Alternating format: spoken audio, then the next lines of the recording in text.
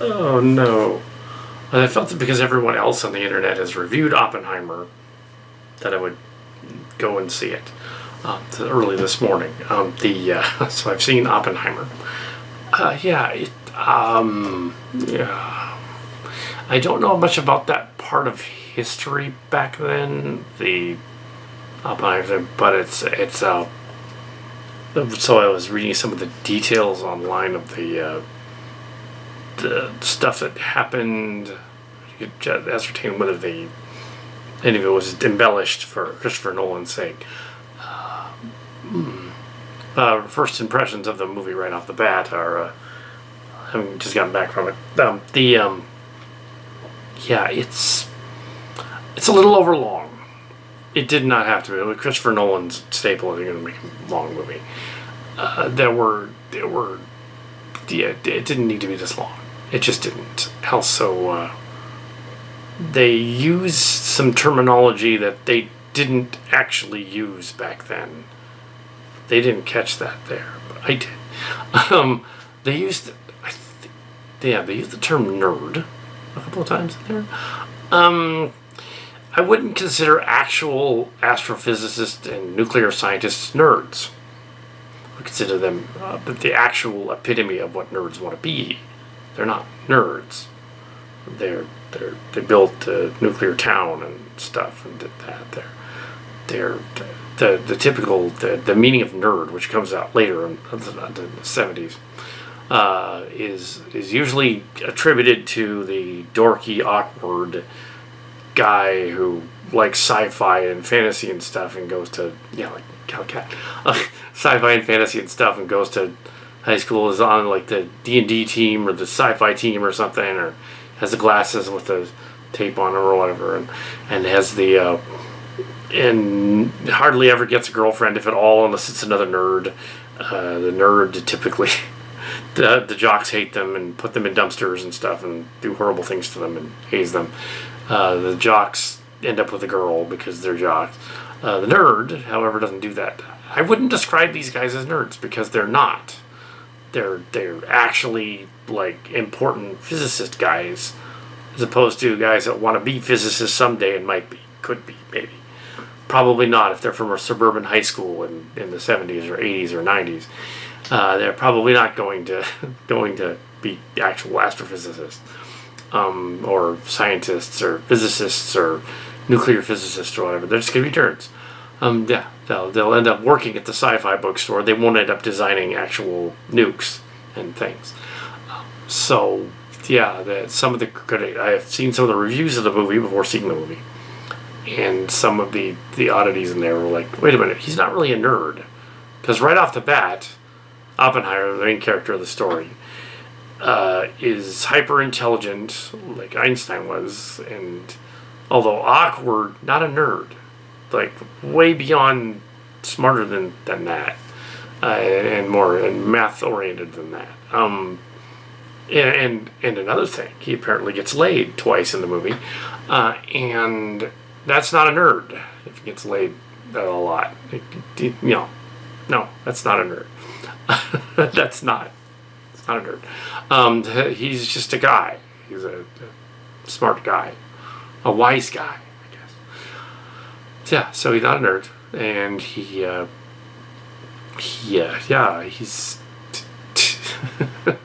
call him a nerd, but he's not, because they don't understand what was going on in the movie. The people that had seen it said, "Oh, it's a nerd movie." They probably didn't watch it, for one thing. They probably fell asleep. It is overlong, I'll give it that, and there's a lot of alliteration, making it more like Terrence Malick than Christopher Nolan. He could have nixed most of that. Like, Red Letter Media already went over a lot of this, but it's about the Manhattan Project, it's about Trinity, it's the New Mexico and Berkeley, and they're building a nuclear bomb, right? So they're going to build the bomb, the atomic bomb, in the 40s during World War II, and apparently they get it finished just as Hitler died. So they have no one to blow up with it. So they go and blow up the Japanese. There's also, which is messed up, and but yeah, they earlier on, they make the point of saying that Oppenheimer and Einstein and a bunch of these other guys are of Jewish descent, and that it would be prudent to go after the Nazis who were killing the Jews. But at that point, they didn't know that they were being persecuted. That they didn't reveal the Holocaust until after the war, and then they went in and found it. Like there was the Holocaust. They kind of had hints, but yeah, but yeah, they needed to. Yeah, that movie was just yeah,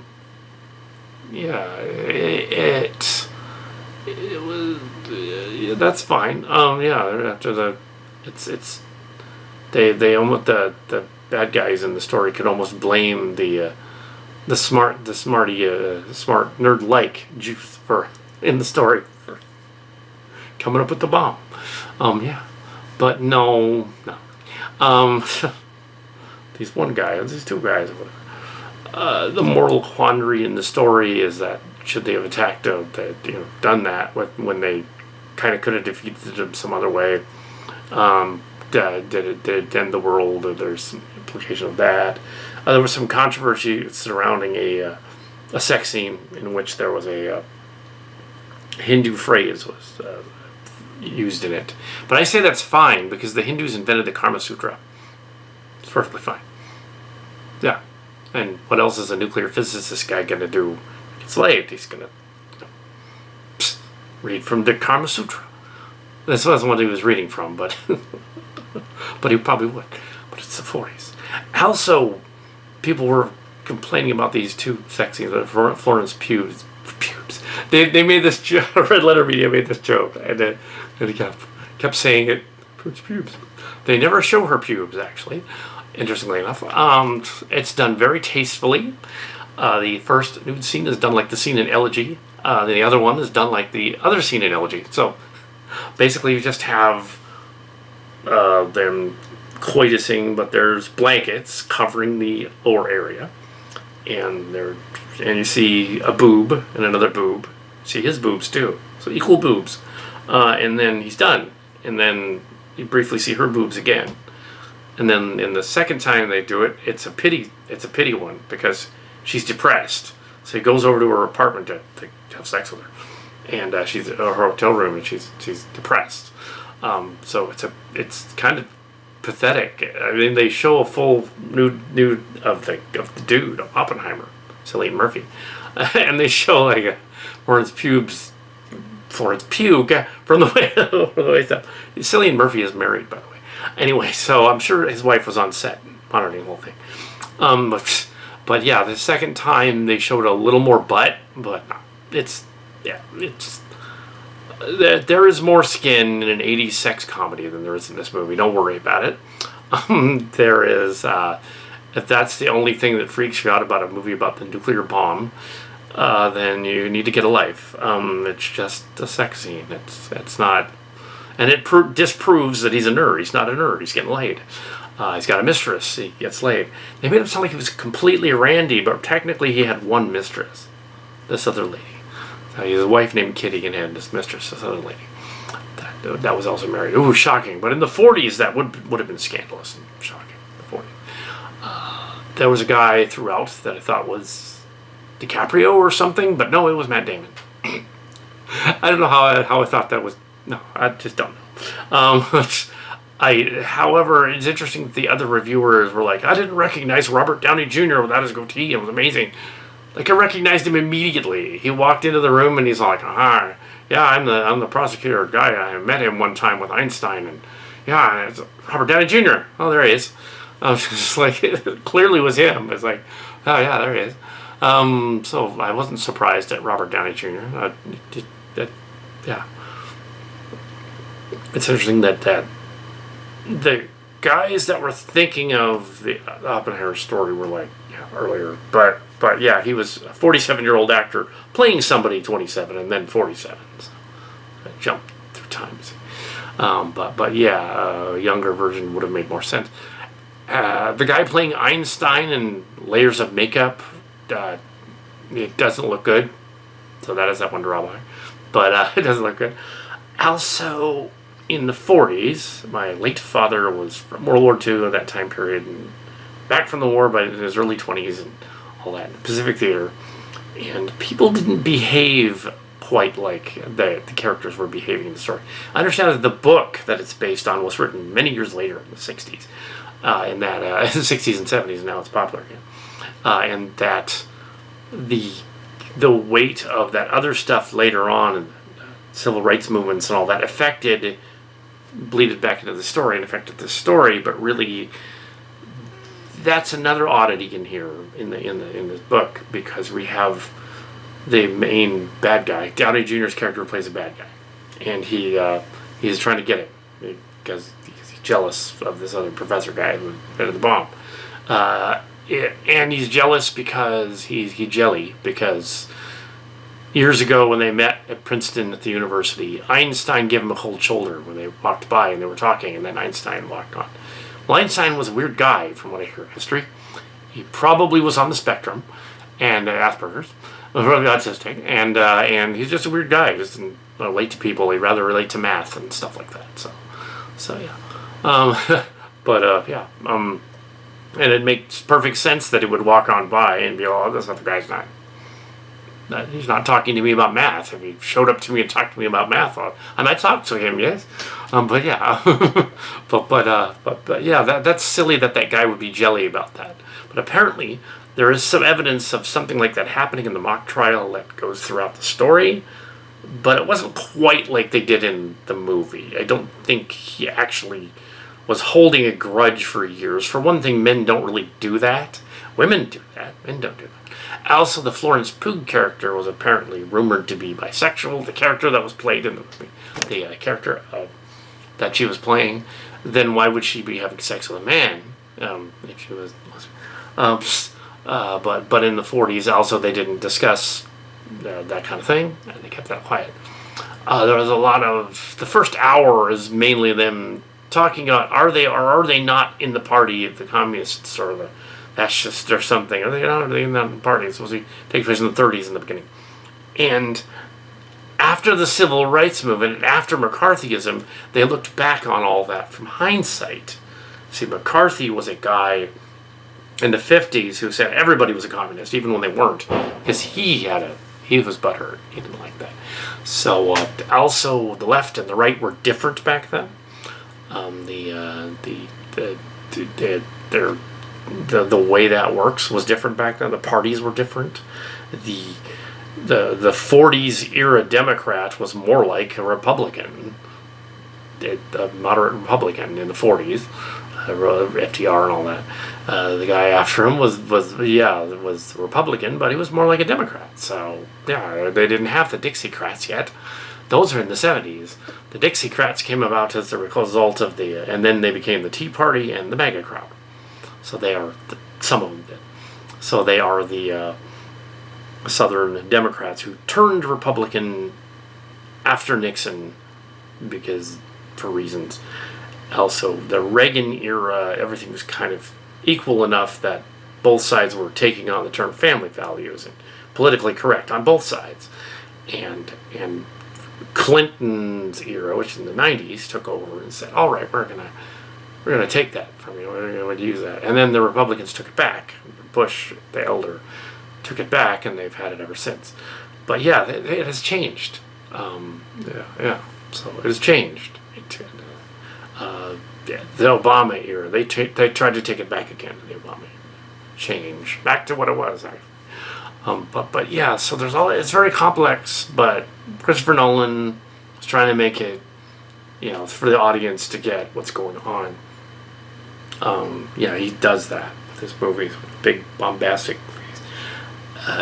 I tend to go with the criticisms of the movie that at times the music drowned out what they were saying, but he did that before in Batman, infamously in Dark Knight Rises too. With Bane, it doesn't matter what Bane is saying. He could be mumbling about anything with his mask on. Look at the ADR, anything. They didn't need bombastic swells of music. That just tells the audience.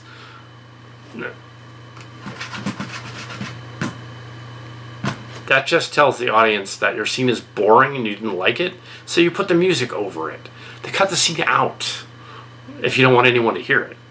It doesn't need to be in there. They could have literally cut out an hour of this movie. It's a fine movie. It's 4 stars, but they could have cut an hour out of it, and it would have been 5. They could have said, okay, we don't need all this drama about how party politics works and how the professor guys were sneaking around or whatever, how the other side went to a communist party rally, the Stalinist thing. We don't need any of that because it had nothing to do with anything later except to say, okay, he went to one of those. We need to only show it once. The audience will get it. It comes up during the trial. Okay, the wife was part of it, but then she quit. Yeah, that's fine. You put that in the trial part.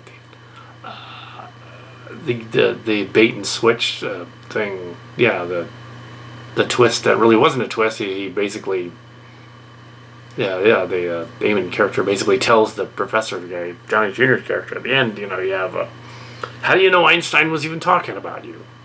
It wasn't, and he wasn't. He was talking about the end of the world. But yeah, I take it that. And the black and white is confusing because you're not sure when they go to the black and white whether it's then or later or then or later. And the trial part, you have to pay attention to. Okay, all the trial scenes take place in 1949, so you know when you watch the movie. All of them are later, after everything happened, and they're like doing a mock trial. It's kind of a hearing. It's a hearing. It's not a trial. They're not going to get arrested. They're just on trial for like getting clearance and stuff. And they mentioned Kennedy in there, but apparently the mention of Kennedy was one of them. He was a young senator back then, so that would have made sense in 1949 or 59. Yeah, so is the. Yeah, so there's some confusion there. Is it 59? It's probably 59. Makes sense. Yeah, it had to be 49 though when he was a senator. Yeah, he's. Yeah, that makes sense. Okay, 49, and then. There was a jump a little bit ahead to the 50s, but not much. Then you have flashbulb cameras going off and stuff in the story, and you have lots of shots back and forth of molecules moving around, popping noises, and they zoom in on this crunching, noisy noise, and then finally when they show an atomic bomb test go off, they silence until the noise hits, and then it blasts your eardrums out. Blast to the blast rate of it hits a sonic boom. And they tastefully did not show the actual bombing of Hiroshima and Nagasaki in it. They didn't show that. They just said it happened off screen. There's like 2 F-bombs in the movie. And there are 2 sex scenes that are done tastefully. This movie is rated P. This movie should not be rated R. There is literally nothing in this movie that's so adult you couldn't take a teenager to see it. Like you had a kid or a nephew or something or niece or something. There's nothing wrong with this movie. They'd be bored, but yeah, it should be PG-13. There's literally nothing in this movie. There's no shots of genitals. You don't see Florence's pubes. No, you don't. You see boobies, but they probably seen boobies at this point. So why was this R? Why was this R rated? It need to be R rated. This is like old school, late 90s R rated. It doesn't need to be R rated. And we have the previews that were stupid. Like there's another Exorcist movie, I guess. Joy. Haunted Mansion movie again. Well, this time they didn't show the 100 years thing that they were fretting about. They're not Disney's not 100. Walt Disney did 100th birthday, I guess, or something, or the animation studio or something. I don't know, but they're not 100. Not yet. Disneyland, 68. Disney World, 50. No, so. but yeah.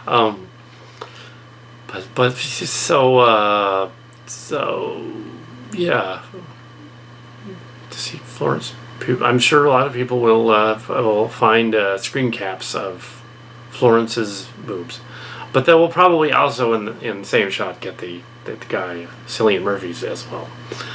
Oh, and he's kind of creepy looking, so, as a character in the story.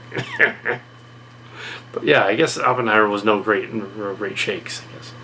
But but he was supposed to be brilliant, so it's okay. So, which makes him not a nerd. He's not a nerd.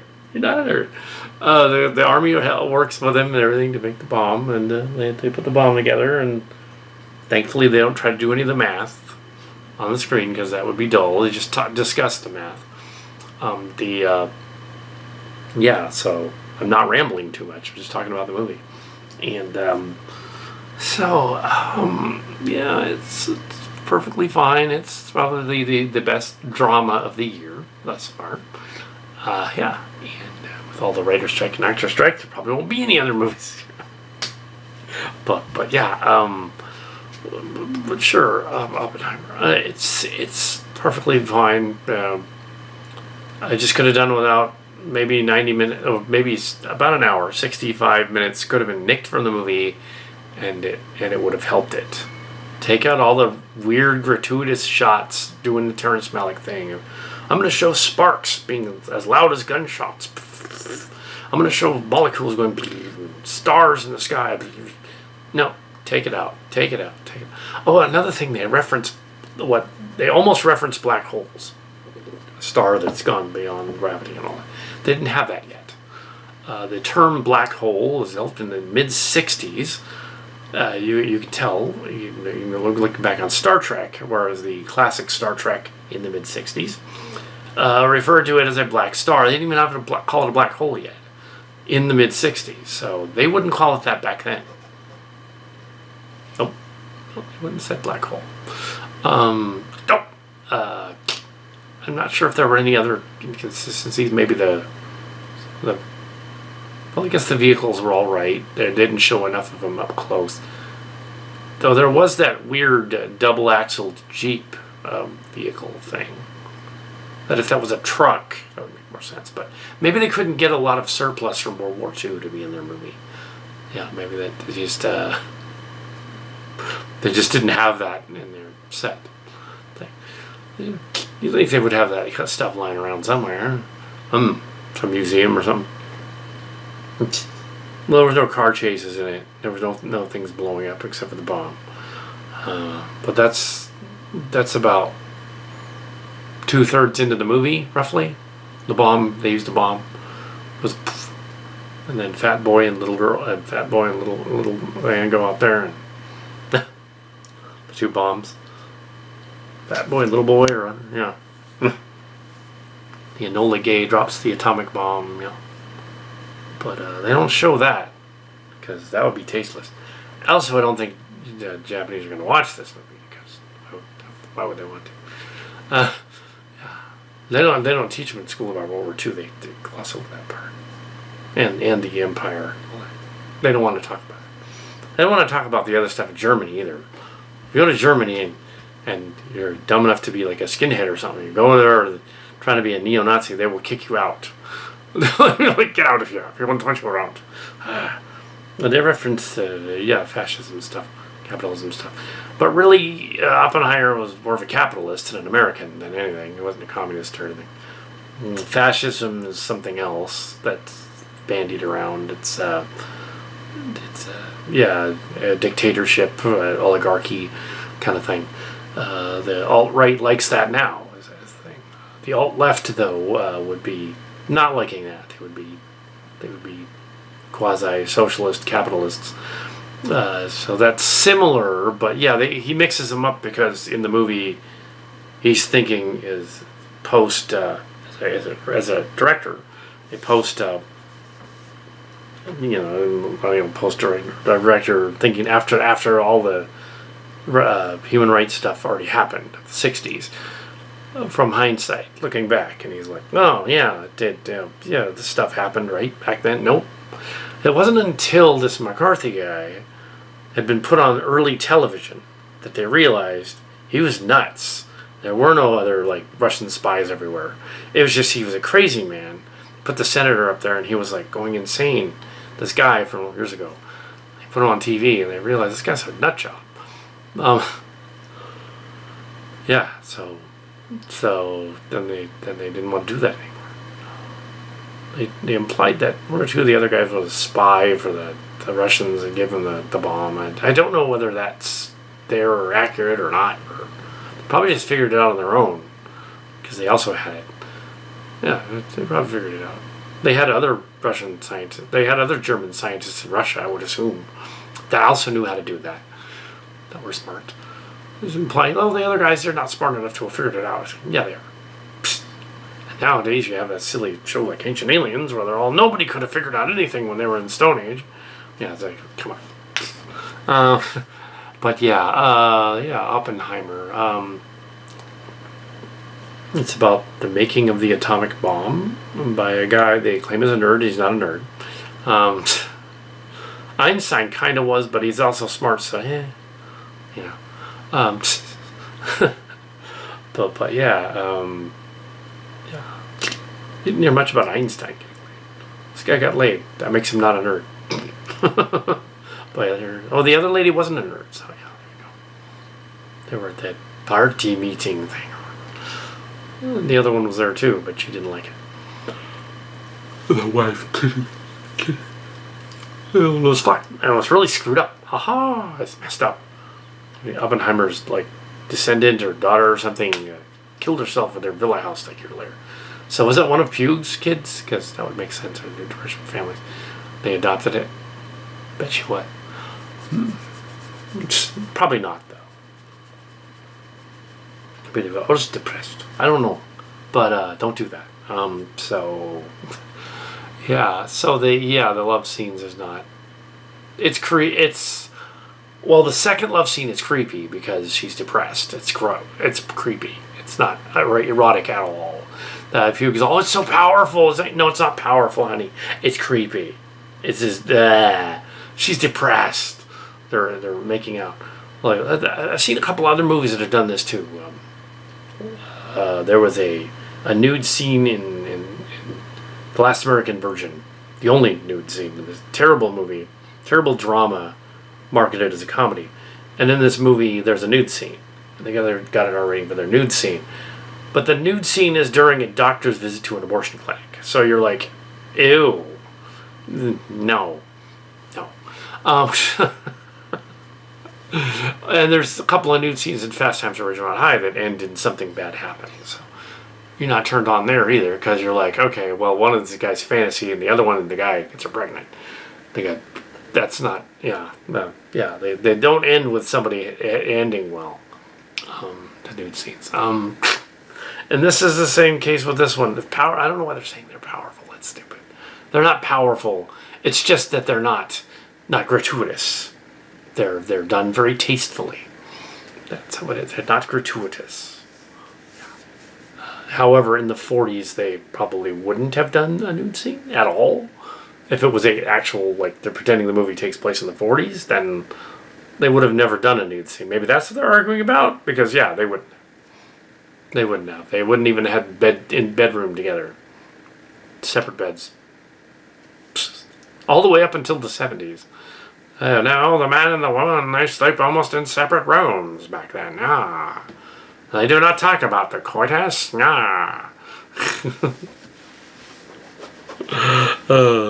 yeah, but he's supposed to be a nerd. And that's Oppenheimer. Yeah, it's fine. 4 stars. Best drama of the year so far. A little long, a little over long. Can't give it 5. It's a little over long. There are scenes where bombastic music ruins the scene. There are other scenes where bombastic music and bombastic weird visuals don't need to be in the film. They can just cut them out. They add nothing to the story. We want the flashbacks and flash forwards to the trial. They're all flashbacks from the trial. And just show the hearing, and then show them putting the bomb together. Hearing, bomb together. Hearing, bomb together. None of that other extra stuff. They don't need it. Yeah. Just a little bit of editing for TV. You could even lose the 2 love scenes, and really, it would change nothing. Because, yeah, you just say, oh, I didn't see her again. And then they found her dead. Spoiler. Now, he didn't off her. That's how it happened. I don't think anybody got off. I don't think it was a conspiracy or anything like that. It's just Oppenheimer.